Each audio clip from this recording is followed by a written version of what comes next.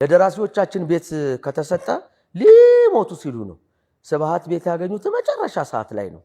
ነብይ መኮንን ምንድነው ቤት እኮ በሚሰሩበት ጊዜ ቢሰጣቸው እነኚህ ሰዎች ይሰራሉ። በነገራችሁ ላይ ክቡር ከንቲባ ለደራሲ ለዚህ ደራሲ ማን ነው ሀብታሙ አለባቸው በሚሰራበት እድሜ ቤት ሰጠችው። ይሄ ሰውዬ ምን እንዳገኘ ፊል እናደርጋለን። ምክንያቱም መስፍን አለማየሁ ማን ነው ሀብተ ማርያም አንድ ቀን ያወራኝ ቆይቷል።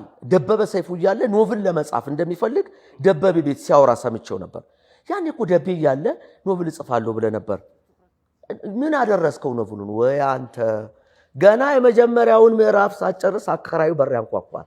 ከዚያ ትቆምና እንዴት በፋስት ፉድ መጽሔት ላይ ጽፌ የቤት ክራይ መከፍልበትን ላግኝ በምትልበት ሀገር እንዴት ኖቭል ይጻፋል አለ። ደራሲዎቻችን የጥቅም ሰው አይደሉም፣ የገንዘብ ሰው። እኔ ብዙዎቹን አይቻለሁ፣ ስለ ገንዘብ አያውቁም። ይሄ ሰውዬ በሚሰራበት እድሜ ቤት ቢያገኝ ኖሮ ስንት ስራ ሊሰራልን ይችላል። ሲያረጁና እንዲህ ሲንቀጠቀጡ አውግቸው ራሱ መጨረሻ ነው ያገኘው። ሲያረጁ የጠበቅን ቤት መሸለም ምን ማለት ነው? እና በዚህ አጋጣሚ ክቡር ከንቲባዋ አዲስ ጅማሮ ስለሆነ መልካም ሲደረግ ማመስገን ስላለብን ታጨብጭቡላቸው።